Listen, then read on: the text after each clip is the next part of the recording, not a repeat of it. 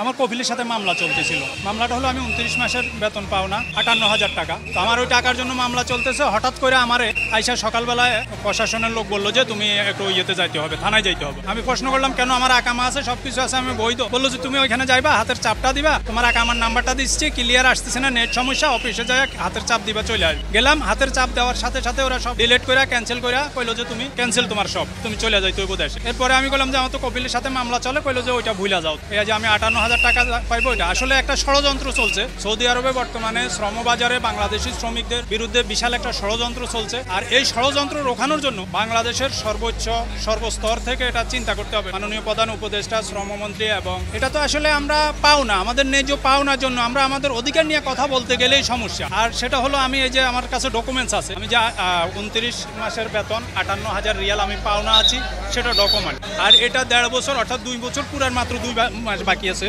10 জুলাই 2023 আমি মামলাটা করছি।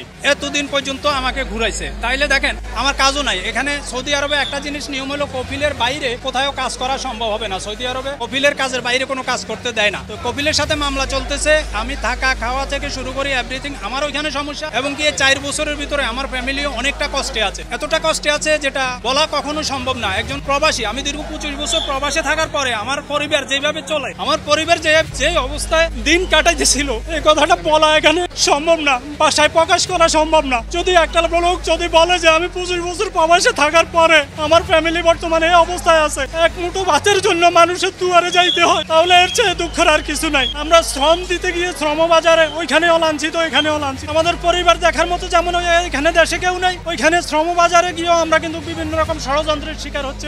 22 মাস কষ্ট করে আমাদের কিচ্ছু নাই, না পাইছি আমরা বাড়ির টিয়া বাড়াবার 50,000 1 লাখ টিয়া যদি বাড়াবার পেতাম তাও মনটারে বুঝা পারতাম, কোনো কিছুই নাই। এখন আর কি আমগর কিচ্ছু নাই, নিঃস্ব আমরা।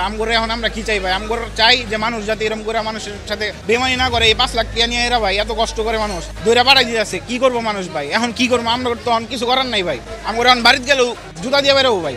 আমার টাকা লাগছে 5 লাখ, আর নিজের খরচ লাগছে আপনার মনে করেন মেডিকেল খরচ সবকিছু মিলে 50,000 টাকা খরচ লাগছে ভাই।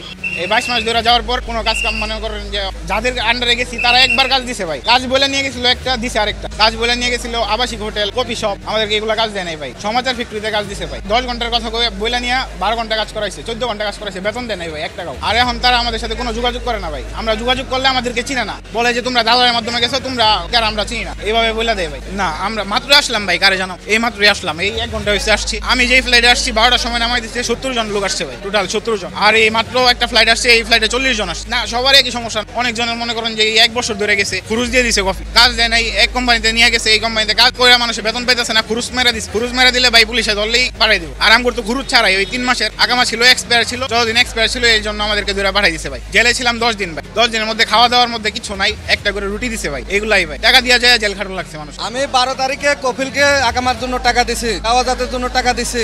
মানে আমার 4 নম্বর আকামা, মানে এক কফিলের কাছে 3টা আকামা আমার শেষ হয়েছে, 4 নম্বর আকামার লাই টাকা দিছি। উনি আমার 17 তারিখে হুরুপ মারি দিছে, 17 তারিখে হুরুপ মারি দিছে। আমি রিয়াদে থাকি, আমি উমরা যাইতেছি, আমার আবার উমরা অফিস রিয়াদে। ওই যে আল কাসিম উরাইদা, ওই ওখানে চেক পোস্টে আমার পুলিশের তরিকাতে তোর হুরুপ। আমি 11 দিন জেল খাটি, এখানে এখন আইছি। 6,250 টাকা নিছে আমার থেকে কফিলে। হ্যাঁ, ওই যে বাইদেশে একসাথে অগর হুরুপ মারতেছে। আবার এখন আরেকটা প্রচলন চালু হয়েছে, অটো হুরুপ। অনেক লোকে জানেও না হুরুপ কি, মানে চেক পোস্টে ধরা খাইছে, আকামা চেক করছে, তারপরে জানতে পারছে যে ওনার হুরুপ। অগর হুরুপ। আমরা 50 জন এক বিমানে আইছি, 40 জনের উপরেও আছে হুরুপের। আর কয়েকজন আছে বিভিন্ন কফিলের জটিলতার কারণ হয়েছে।